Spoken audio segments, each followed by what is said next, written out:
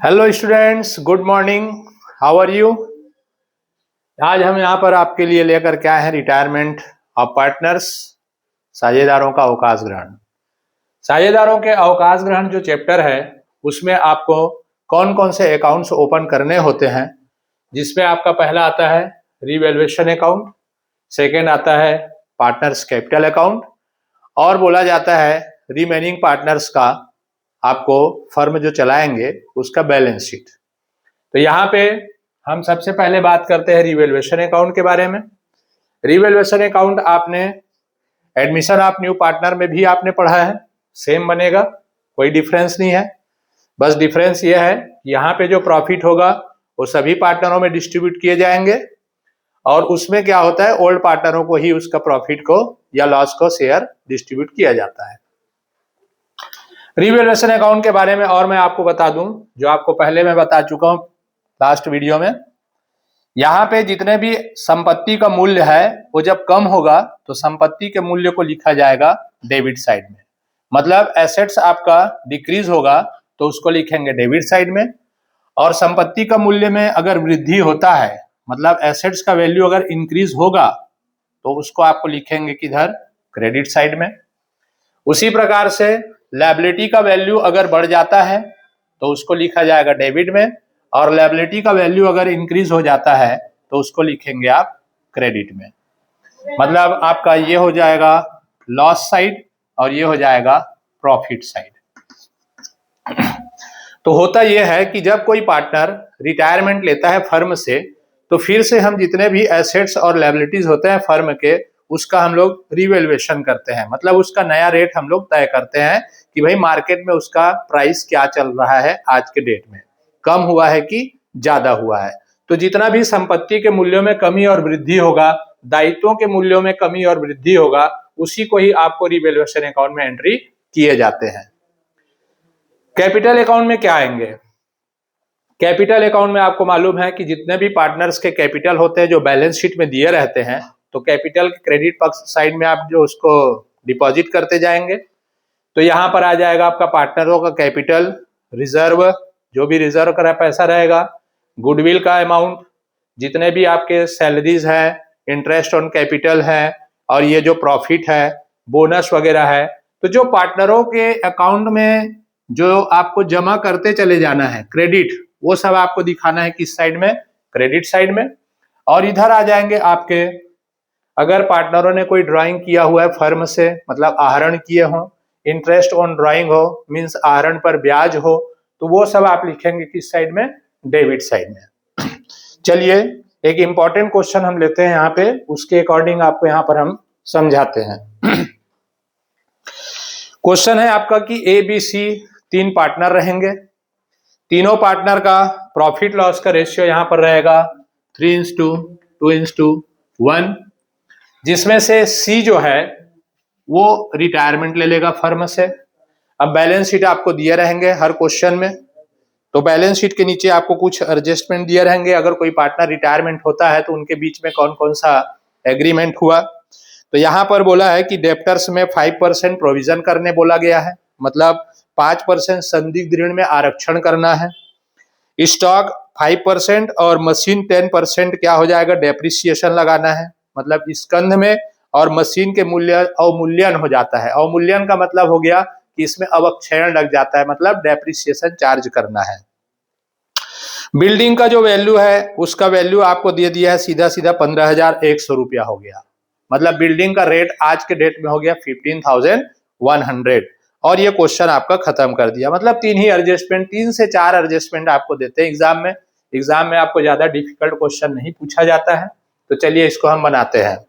तो सबसे पहले आपको दिया है कैपिटल, तो कैपिटल को आप यहां से लिख देंगे क्रेडिट साइड में, बाय बैलेंस बीडी, ये हो गया आपका।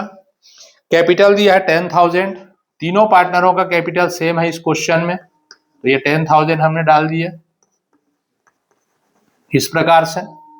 उसके बाद दिया है आपको रिजर्व दिया हुआ है, तो इसी साइड लिखेंगे इसको जनरल रिजर्व। जनरल रिजर्व सामान्य संचय, जनरल रिजर्व आपको दिया है 6,000 रुपया। 6,000 रुपया को इस रेशियो में आप डिस्ट्रीब्यूट कर देंगे। जल्दी से 6000 इंटू 6 तो ये जाएगा 3000 रुपया एक का मिलेगा, 2000 और 1000। ठीक है, रेशियो में आप डिस्ट्रीब्यूट कर सकते हैं। तो 6000 को आपने बांट दिया, 3000 इसको मिला, 2000 इसको और 1000 इसको मिला। ठीक है, अब ये आपका डिस्ट्रीब्यूट हो गया 3 to 1 में। उसके बाद फिर आपको नीचे कह रहा है कि 5% प्रोविजन फॉर डाउटफुल डेब्ट्स करना है। तो इसका रिलेशन किससे होता है? डेप्टर्स से, मतलब अधमर्ण से। तो डेप्टर्स आपका क्वेश्चन में दिया हुआ है 9000, तो 9000 का आप निकाल देंगे 5%, तो ये आ गया आपका 450 रुपया। तो रिजर्व फॉर डेप्टर्स को आप यहां पर दिखाएंगे किस साइड में? डेबिट साइड में। तो यहां पे आप लिख देंगे टू बैड डेब्ट्स रिजर्व, जितना निकलेगा उसको लिखना 450। ठीक, उसके बाद बोला है कि स्टॉक में 5% और मशीन में 10% डेप्रिसिएशन चार्ज करना है। तो बता दूं मैं आपको, स्टॉक का वैल्यू आप क्वेश्चन में देख सकते हैं कि स्टॉक का वैल्यू आपको दिया है 7000, तो 7000 का आप 5% निकाल लेंगे इस प्रकार से। तो ये हो गया 7 पंचे 35, 350 रुपया। तो इसको भी यहां लिखेंगे टू स्टॉक अकाउंट। तो जितना आपका रिड्यूस हो रहा है वैल्यू, उसी को ही आपको यहां पर एंट्री करना है। मशीन में भी 10% डेप्रिसिएशन लगाना है। 6000 का था मशीन, तो मशीन का 10% हो गया आपका 600। तो यहां पर लिखेंगे टू मशीन अकाउंट 600, ये भी हो गया। बिल्डिंग का वैल्यू सीधा सीधा 15000 हो गया। तो मैं आपको यहां पर बता दूं कि बिल्डिंग का वैल्यू पहले था 14000 का, अब वो कितना हो गया? 15100, मतलब सीधा सीधा 1100 रुपया आपका इंक्रीज हो गया बिल्डिंग। तो बिल्डिंग को यहां लिखेंगे अगर इंक्रीज होगा तो बाय बिल्डिंग अकाउंट 1100। अब ये हो गया क्वेश्चन खत्म आपका। ठीक, इस क्वेश्चन में आपको गुडविल का कोई एंट्री नहीं दिया हुआ है, इसको मैं रफ कर देता हूं। चलिए, सबसे पहले आप रिवैल्यूएशन अकाउंट क्लोज कर लेंगे। रिवैल्यूएशन अकाउंट का किस तरफ का टोटल ज्यादा है आप देख लीजिए, क्रेडिट ज्यादा है। तो ये हो गया 6 और 4 10, 11 12 13 और 1 14, 1400 रुपया इधर भी लिख देना। 1400 रुपये में 1100 रुपये माइनस कर दीजिए, तो जो बचा उसको लिखेंगे पार्टनर्स कैपिटल अकाउंट में जाएगा। इधर आ गया तो क्या हुआ? लॉस। इसको तीनों पार्टनर में आपको डिस्ट्रीब्यूट करना है, ठीक है, उनके रेशियो में। तो यहां पे 3000 आया। अब 3000 को आप ए बी और सी में फट से आप नोट्स में डिस्ट्रीब्यूट कर लेना। इसको दिखाने की वैसे जरूरत नहीं रहेगा नोट्स में आपको। 3/6, 300 इंटू 2/6, 300 इंटू 1/6, 6 से इसको काट देंगे, 6 पंचे 30, तो ये आ गया आपका 150। इसको भी काटेंगे 50, तो ये आ गया आपका 100। ये हो गया 50, 50 1 जा 50। तो पहले का लॉस बना 150, सेकेंड का 100 रुपीज, और ये हो गया 50। ये जो प्रॉफिट एंड ये जो लॉस आया है, इसको आप लेके जाएंगे पार्टनर्स कैपिटल अकाउंट में डेबिट साइड में, टू रिवैल्यूएशन अकाउंट। ये अकाउंट का नाम लिख देंगे टू रिवैल्यूएशन अकाउंट।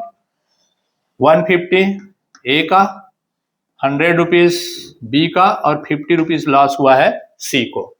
ठीक, अब सी यहां पर रिटायरमेंट हो रहा है, तो सी का अकाउंट पहले क्लोज कर देंगे। तो सी का टोटल बन रहा है 11,000। 11,000 में 50 रुपीज माइनस कर देंगे, तो इसका बैलेंस बच रहा है 10,050 रुपया। ठीक है, तो 10,050 रुपया को आप यहाँ पे बैलेंस लिखेंगे। तो चूंकि ये रिटायरमेंट हो गया है, अभी रिटायरमेंट हो गया है, तो इसको हमको पेमेंट करना होगा। तो फर्म में अगर पेमेंट के बारे में कुछ नहीं कहा है, तो आप इसको लिखेंगे टू सीज लोन अकाउंट, मतलब सी का ऋण खाता उसके लोन अकाउंट में जाएगा ये। तो यहां लिख देंगे to C's loan account, loan account C का ऋण खाता। बैलेंसिंग फिगर को लिखेंगे सी का लोन अकाउंट। ठीक है, बाकी लोगों का जो बैलेंस बचेगा उसको लिखेंगे टू बैलेंस, और ये हो जाएगा CD। इसका टोटल आ गया आपका 13,000 रुपए, 13,000। ये हो गया आपका 12,000,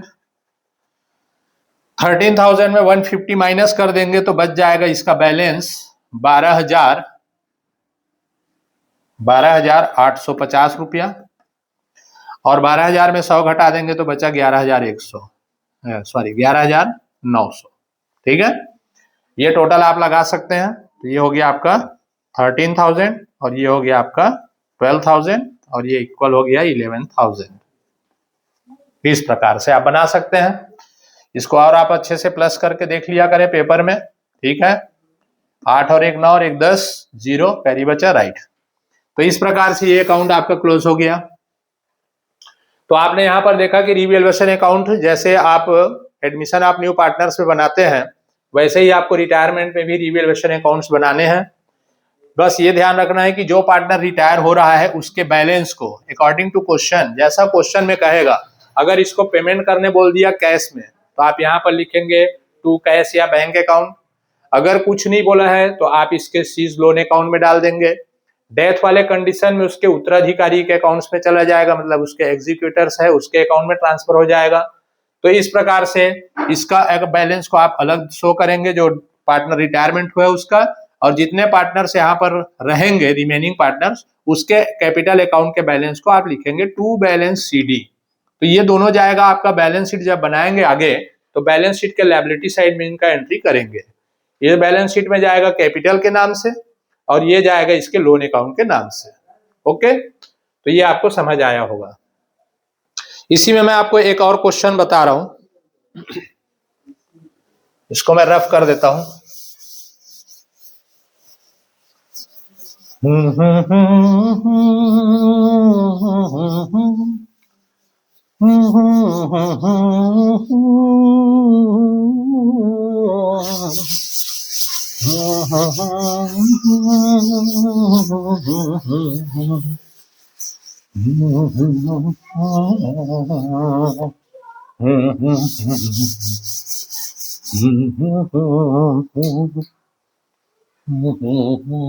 चलिए,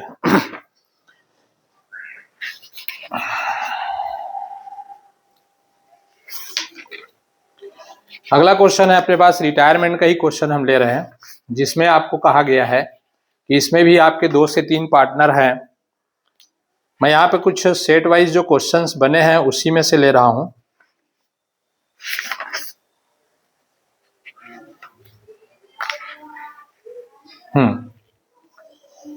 इसमें भी बोला है कि ABC 3 पार्टनर हैं, कैपिटल दिए हैं, क्रेडिटर्स दिए हैं, रिजर्व दिए हैं, कैश है, मशीन है, डेप्टर्स है, स्टॉक है, C रिटायरमेंट होता है।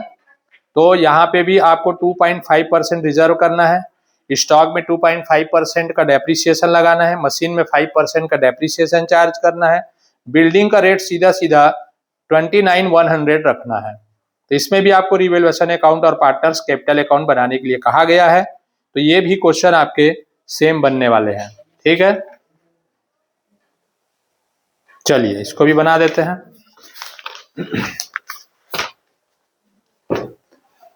तो ये हो गया आपका रिवैल्यूएशन अकाउंट, पुनर्मूल्यांकन खाता, और ये हो गया आपका पार्टनर्स कैपिटल अकाउंट, साझेदारों का पूंजी खाता।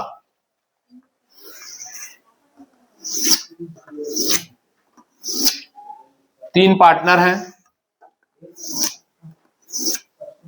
तो ये हो गया तीनों पार्टनर का अमाउंट कॉलम इस प्रकार से A, B, C, A, B और C। ये हो गया आपका डेबिट साइड, ये हो गया आपका क्रेडिट साइड, इधर भी डेबिट साइड और ये हो गया आपका क्रेडिट साइड। ठीक, इसमें आप लिख देंगे पर्टिकुलर अमाउंट, पर्टिकुलर अमाउंट, ये पर्टिकुलर अमाउंट। अब क्वेश्चन में आपको बोला है कि कैपिटल दिए हुए हैं, तो कैपिटल यहां पर दिया है ABC का 20,000 रुपए दिया है, तो यहां पर लिखेंगे बाय बैलेंस 20,000, 20,000, 20,000। ठीक, इसके बाद दिया है कि आपको रिजर्व, यहां पे भी रेशियो आपका दिया है 3:1। रिजर्व आपको दिया है 12,000 का, तो यहाँ लिखेंगे बाय जनरल रिजर्व, मतलब सामान्य संचय।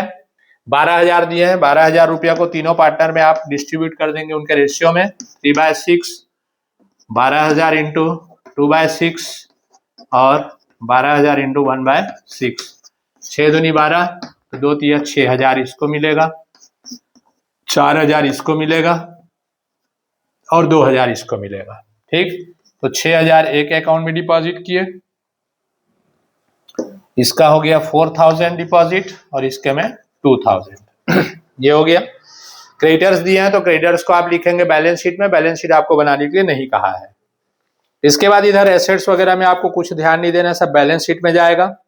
नीचे आपको पढ़ लेना है कि नीचे बोला है कि डेप्टर्स में रिजर्व करना है 2.5%। ठीक है, तो हमारे पास रिजर्व डेप्टर्स दिया है 18,000, 18,000 का 2.5% निकाल लेंगे इस प्रकार से ये।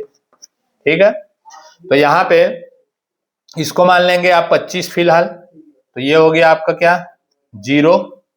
ठीक, तो 0 हो गया और 25 अट्ठे हो जाएगा आपका 200, 0 कैरी बचा आपका 20 और ये हो गया 25 से कम 25, 25 में आप 20 को प्लस कर देंगे तो ये हो गया 45।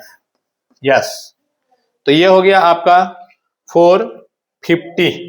क्या हो जाएगा ये, यहाँ पर 1 के बाद पॉइंट लगा है तो आप भी यहाँ पर 1 के बाद पॉइंट लगा देना। देखो आप लोगों को प्रॉब्लम क्या होता है, जब भी पॉइंट दिए रहते हैं तो आप लोगों को थोड़ा से मल्टीप्लाई करने में प्रॉब्लम जाता है। ये अभी जैसे पॉइंट है जिसको मैं हटा करके सीधा क्या ले लिया, इसको 25 ले लिया, 25 ले लिया, 25 से इसको मैंने मल्टीप्लाई किया तो ये आ गया 4,500। अब यहाँ पर 5 के बाद क्या लगा है पॉइंट, तो आप भी एक अंक के बाद यहाँ लगा देना पॉइंट, तो ये आ जाएगा आपका 450। तो 450 यहाँ पास आप लिख देंगे टू बैड डेब्ट्स रिजर्व 450। इसके बाद क्वेश्चन में कहता है कि स्टॉक में 2.5% डेप्रिसिएशन लगाना है, तो फिर स्टॉक आ गया आपका 14,000 का, तो 14,000 का 2.5% डिवाइडेड बाय 100, इसमें भी वही काम करेंगे, इसको 25 मान लेना, 25 0, 25 चौक 100 होता है, कैरी बचा 10, 25 से कम 25, 25 में 10 को क्या कर देना प्लस, तो ये आ गया आपका 35। अब ये एक अंक के बाद पॉइंट है तो आप भी एक अंक के बाद क्या लगा देना पॉइंट, तो ये हो गया आपका 350। तो इसको यहाँ पर लिखेंगे, क्या चीज था ये, स्टॉक था, तो टू स्टॉक, तो टू स्टॉक अकाउंट कितना लेंगे 350। यस, नेक्स्ट बोला है आपको मशीन में 5% एप्रिसिएशन लगाना है, तो मशीन आपके पास है क्वेश्चन में 12,000, 12,000 का 5% हो जाता है 600, तो इसको लिखेंगे to machine account, machine account 12,000 का 5%, ये आ गया आपका 600।